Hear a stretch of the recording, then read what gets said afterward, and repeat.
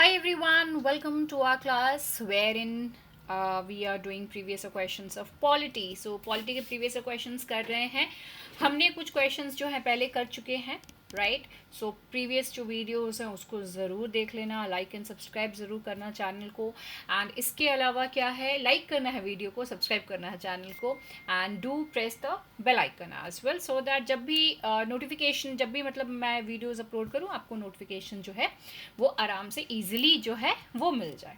Okay, now apart from that yesterday हमने कुछ questions किए थे, right. 5 questions we did yesterday. क्योंकि वीडियोस को शॉर्ट रखना है तो इसलिए हम लोग क्या कर रहे हैं कि थोड़े थोड़े क्वेश्चंस कर रहे हैं, सो दैट जब भी आपको टाइम मिले तो you can definitely watch these videos. So up to this particular one we did yesterday.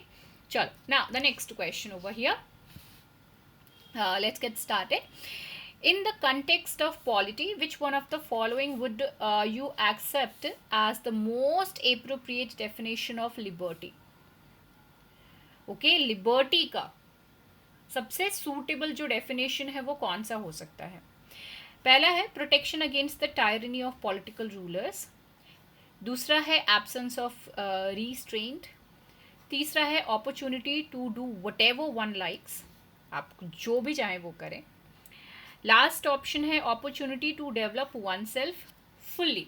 Okay, liberty का बेसिकली क्या मतलब है, राइट. चलो, so the answer of this question is last one, very obvious. Okay, तो tyranny of the political rulers, restraint, do whatever one likes, इसमें आप देख सकते हैं कि नेगेटिविटी भरी हुई है, लेकिन यहाँ पे क्या है, opportunity to develop oneself. Liberty तो यहीं तक होनी चाहिए ना कि आप जो है खुद को डेवलप कर रहे हैं, right. You are not intruding, आप किसी और की पर्सनल लाइफ में इंट्रूड नहीं कर रहे, उसको परेशान नहीं कर रहे हैं. एंड नेगेटिविटी वाइब्स बेसिकली क्या है कि जब बहुत ज़्यादा एक्सट्रीम टाइप का कोई भी चीज़ होता है उस टाइप के आंसर्स को आपको हमेशा जो है इग्नोर करना है. You are not suppose to choose those answer. Historically the term liberty was initially defined as the absence of all restraints on an individual. किसी भी इंडिविजुअल के ऊपर किसी भी तरीके का रिस्ट्रेंट्स नहीं हो, किसी तरीके का कोई ऐसा पाबंदी नहीं हो कि वो अपने आप को डेवलप ना कर पाए, राइट. सो वो ये इसका बेसिकली मीनिंग था. हिस्टोरिकली यही मीनिंग चला आया है. This is known as the negative concept of the liberty. Negative क्योंकि as you can see absence is here, so absence is the negative word, right. So absence of all restraints on an individual. Early liberalism championed negative liberty. John Stuart Mill, the 19th century English political philosopher, described restraint as an evil. It is an evil. Like अगर आपके ऊपर strain करे कि नहीं, you are not supposed to study like this, do like this only, not like that, तो आप लोग क्या करेंगे कि ढंग से पढ़ भी रहे होंगे तो you will be like नहीं होगा, you will just give up, right. So restraint is an evil. Definitely it is an evil. Next question. In India, which of the following review the independent regulators in sectors like telecommunications, insurance, electricity, etc.? पहला है ad hoc committee. Committees are set up by the parliament. दूसरा है parliamentary department related standing committees. तीसरा है finance commission. चौथा है financial sector legislative reforms commission. And last one is the NITI Aayog. इसमें से कौन जो है इंडिपेंडेंट रेगुलेटर्स हैं टेलीकम्युनिकेशन, इंश्योरेंस, इलेक्ट्रिसिटी, इन सारी चीज़ों को लेकर के. ओके, बहुत ही इजी क्वेश्चन है, कोई बहुत ज़्यादा डिफिकल्ट नहीं है. आंसर है option A, that is 1 and 2 only. Ad hoc committees set up by the parliament and parliamentary department related standing committees. Okay, so this is the one. Now इसका थोड़ा सा हम लोग जो है एक्सप्लेनेशन देख लेते हैं. ये जो financial sector legislative reform commission है, it was set up for a limited time period. इसको लिमिटेड टाइम पीरियड के लिए सेटअप किया गया था under justice B N Shri Krishna's chairmanship. He was the chairman. Okay, and its mandate did not include reviewing the electricity regulator. इसमें electricity को के regulation को नहीं, इसके रिव्यूइंग को नहीं इंक्लूड किया गया था. Okay, a similar reason eliminates the finance commission which is set up periodically finance commission, as all of us are aware of this thing, कि पीरियोडिक टाइम, एक पर्टिकुलर टाइम पीरियड पे इसको सेटअप किया जाता है for the tax distribution between the union and the states. किस हिसाब से दोनों के बीच में जो है डिस्ट्रीब्यूशन होना है, किस चीज़ का, तो टैक्स का। नीति आयोग जो है वो एक थिंक टैंक है एंड ये एक पॉलिसी एडवाइजर है, किसके लिए, गवर्नमेंट को एडवाइस करता है, थिंक टैंक है। सो ऑब्वियसली दे चॉकआउट के यहाँ प्लानिंग कमीशन को हटा करके इसको नीति आयोग को लेकर के आया गया, सो दैट कि सारी चीज़ों को प्लानिंग प्रॉपर तरीके से करके बताए कि हाँ क्या कैसे किया जा सकता है।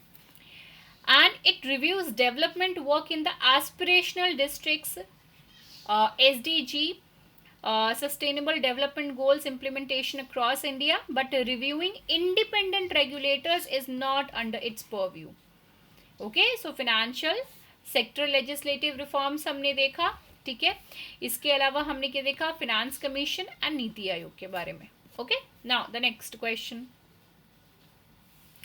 which one of the following suggested that the governor should be an eminent person from outside the state and should be a detached figure without intense political links, or should not have taken part in the politics in the recent past? In politics in the recent past, governor को लेके। Okay, सो किस चीज़ में इस चीज़ को suggest किया गया था? First ARC में, Rajamannar committee, Sarkaria commission, national commission to review the working of the constitution. तो इसमें से कौन सा है जिसमें इस चीज़ को सजेस्ट किया गया था बेसिकली? तो है Sarkaria commission. Okay, central state relation. सो सेंट्रल स्टेट रिलेशंस को लेकर के सरकारिया कमीशन जो है इसको एस्टैब्लिश किया गया था। So it said that while selecting governors the central government should adopt the following strict guidelines, कि ये नो एक्टिव नहीं हो and all those kind of things. He should be detached figure and not to intimately connected with the local politics in the states. जहाँ पर भी इसको governor के form में नियुक्त किया जाएगा पर्टिकुलर पर्सन को, तो वो उस स्टेट में, उस यूटी में ना पॉलिटिकल जो भी डेवलपमेंट्स चल रहे हैं तो उसमें बहुत ज़्यादा इन्वॉल्व होने वाला नहीं होना चाहिए, अदरवाइज क्या होगा, डिस्टर्ब कर देगा वो। Okay, now the next question, concerning the legislative assembly of a state in India, consider the following statements. पहला कह रहा है, the governor makes a customary address to members of the house at the commencement of the first session of the year. Second है, when a state legislative does not have a rule on a particular matter, it follows the Lok Sabha rule on that matter. अब आपको बताना है कि कौन से statements जो है वो बेसिकली करेक्ट है legislative assembly of state in India, legislative assembly, right. So इसका आंसर क्या है, दोनों ही स्टेटमेंट्स करेक्ट हैं। गवर्नर जो है वो customary makes customary address to the members of the house at the commencement of the first session of the year, very obvious, just like that of the president. President जो parliament में करता है, पहला जब meeting होता है Lok Sabha meeting, उस time जब पहली सिटिंग होती है इलेक्शन के बाद, तो वहाँ पे प्रेसिडेंट करता है, यहाँ पे स्टेट लेवल पे गवर्नर करता है। सेकंड है, when a state legislature does not have a rule on a particular matter, it follows the Lok Sabha rule on that matter. Obvious सी बात है, पर्टिकुलर कोई ऐसा पॉइंट आया इन फ्यूचर कि जिसके ऊपर कि उनके पास कोई रूल नहीं है लेकिन पार्लियामेंट में है, लोकसभा में है, तो वहाँ का जो रूल है वो लोग वहाँ पे फॉलो करेंगे। सिंपल सा है, nothing complicate, no complication over here. So okay, so this is done.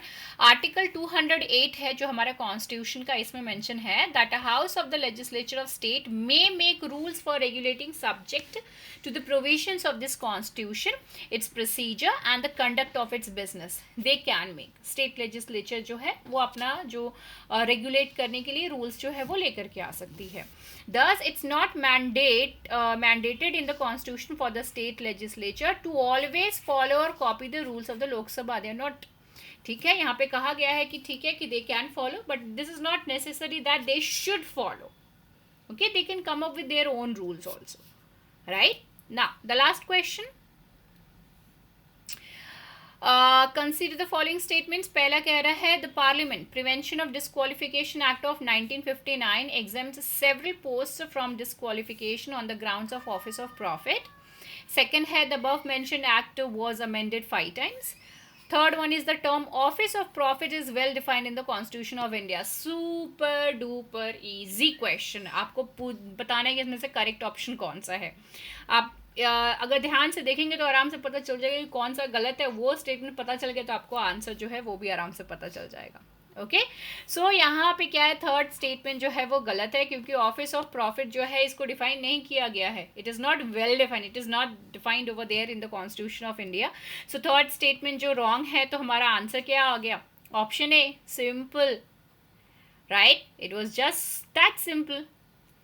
पढ़ते पढ़ते में ही पता चल गया कि कौन सा जो स्टेटमेंट है वो गड़बड़ है. राइट, चलो. सो ऑफिस ऑफ प्रॉफिट,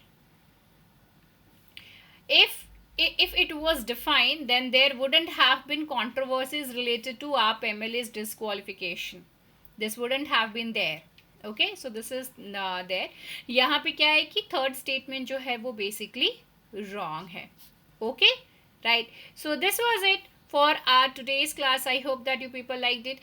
And इसके अलावा जो है guys, do like and subscribe my channel and do share with your friends and family members. इसके अलावा क्या है कि अब जो है हम लोग मॉडर्न के प्रीवियस ईयर क्वेश्चंस जो हैं, मॉडर्न बोल रही हूँ, हिस्ट्री के, जो कि प्रीलिम्स के जो प्रीवियस ईयर क्वेश्चंस हैं, that also we are going to do. Right, so stay connected, stay tuned, hit the bell icon so that you can get the notification whenever I'm uploading the questions, classes and all. Okay, so bye bye, toodles, take care and have a great day.